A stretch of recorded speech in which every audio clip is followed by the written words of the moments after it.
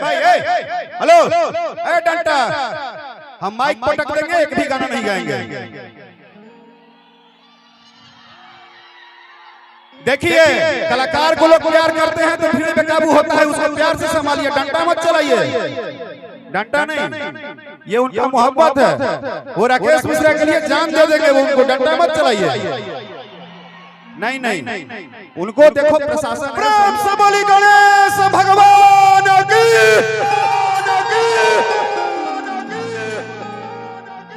हमारा जिंदगी के पहला शुरुआत जब मुंबई में अपन पैर रखनी तो गणपति जी के ही मूर्ति धराई रहे अवधेश भैया के यहाँ मीरा रोड पर,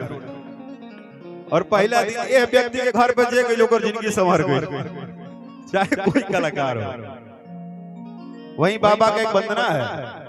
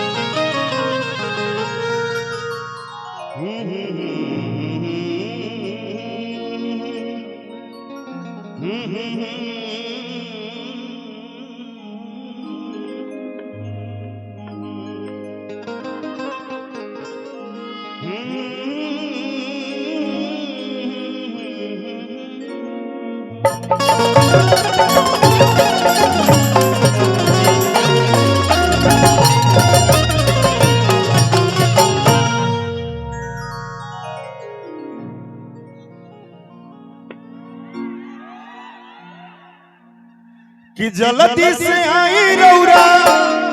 देर ना लगाई रौरा, कि जल्दी से आई रौरा देर ना लगाई रौरा, माता संग पिता तो महेश जी।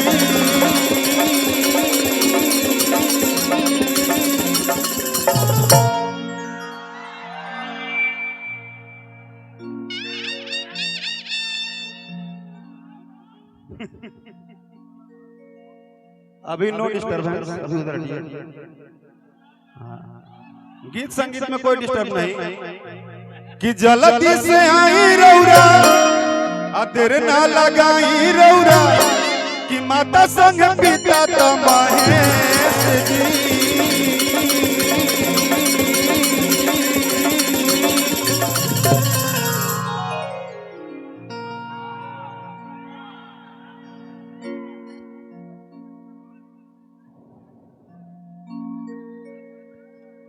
ए मुन्ना बाबा, आपको भी सूचित किया जाए, 2020 मैच चालू है, आप ग्राउंड से बाहर रहो, पीछे होइए, आप भी होइए, इसके आगे कोई नहीं आएगा। हाँ का हो,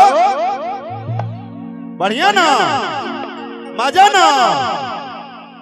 अब एक बार कहीं दोनों हाथ पूरा उठा लो तो पूरा मोबाइल छोड़ के। अगर जे गणेश जी का मानत हुई दोनों हाथ उठावे, जो ना मानत हुई अपन तेहिए मत उठावे, दोनों हाथ जो मानता होगा गणपति जी को, और ताली बजा के कहिए कि माता संग पिता तो महेश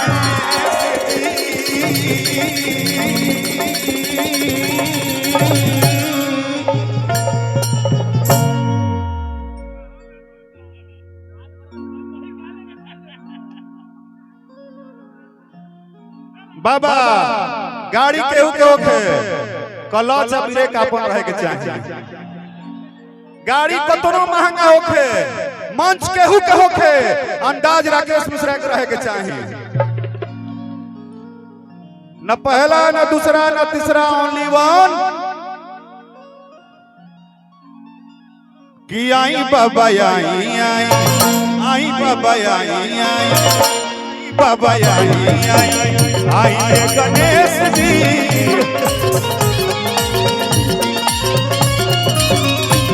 बाबा आई गणेश जी आई बाबा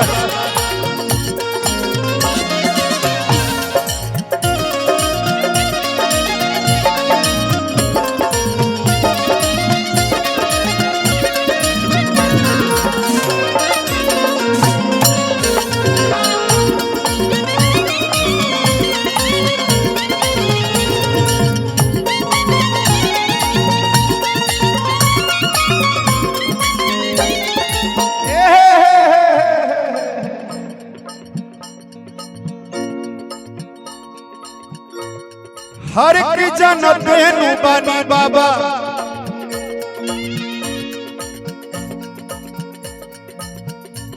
कतनो दुनिया वेस्टर्न हो जाए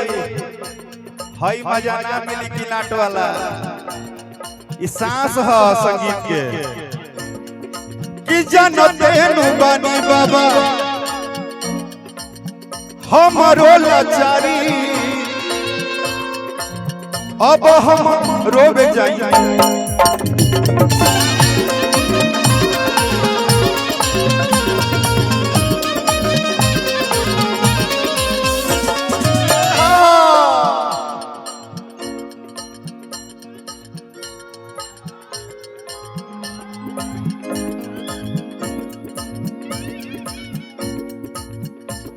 हर की जन्नत नु बानी बाबा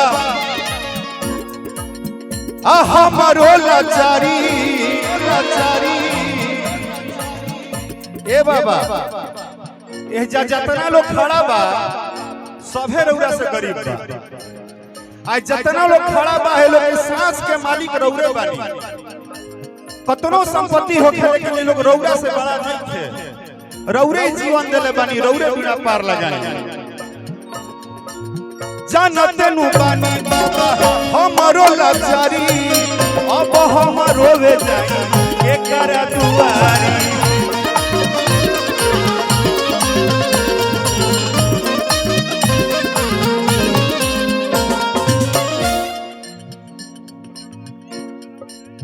ठीक है कोई बात नहीं 10 टकिया मत देखो हई करेजा देखो जना में इतना मोहब्बत बा रुपया क्या करी हई चेहरा के श्रृंगार देखो जो अपना प्यार देवे खातिर है जाइल बा का करब सोना चांदी हीरा मोती राजा जी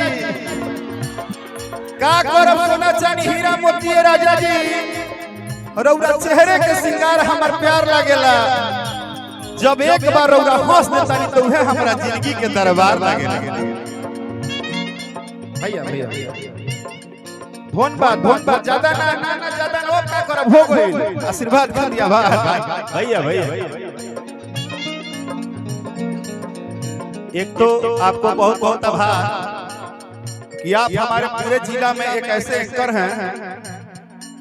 जो अपने घर से निकल के अपने गांव से निकल के आज पूरे हिंदुस्तान में अपना नाम कर रहे हैं आप खूब आगे बढ़िए मेरे भाई जन्नत नु बानी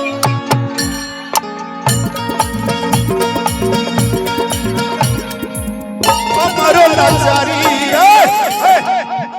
भाई हेलो ए डंटा हम माइक पटक देंगे एक भी गाना नहीं गाएंगे देखिए कलाकार को लोग प्यार करते हैं तो भीड़ बेकाबू होता है उसको प्यार से संभालिए डंटा मत चलाइए डंटा नहीं ये उनका मोहब्बत है वो राकेश मिश्रा के लिए जान दे देंगे वो उनको डंटा मत चलाइए नहीं उनको देखो प्रशासन है सभी अपने गार्जियन है सबका प्यार है हल्ला नहीं कि जन्नत नु बानी बाबा हमरो लाचारी अब हम रोवे जाई एकर दुआरी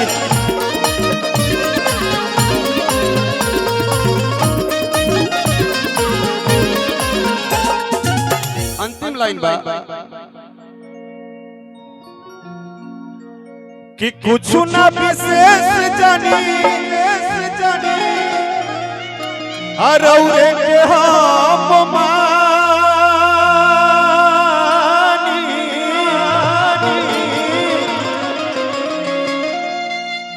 कि कुछ न विशेष जानी आ रौरे के हम मानी कि रौरा कृपा से गावे ले राकेश जी।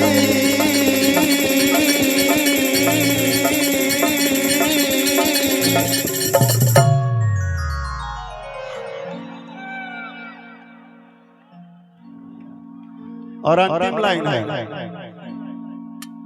ये अंतिम पद मैं गा रहा हूं तो इसमें हमारी फोटो खींचने की जरूरत नहीं है, लेकिन अवधेश भैया को पता है कि गणपति जी का पूजा क्या होता है मुंबई में हम लोग के लिए। मेरा फोटो अभी मत खींचिए, वीडियो मत बनाइए, लेकिन अंतिम लाइन पे अगर आप वर्दी भी पहने हैं तो आप सभी कहता हूं कि बस दो हाथ उठा के ना एक बार ताली दिल से बजाइए कि हे गणेश जी हमारा सारा दुख दूर हो जाए। हाथ दोनों उठा के, पूरा उठा के, और अंतिम लाइन कहते आइए कि आई बाबा आई आई आई बाबा आई आई आई गणेश जी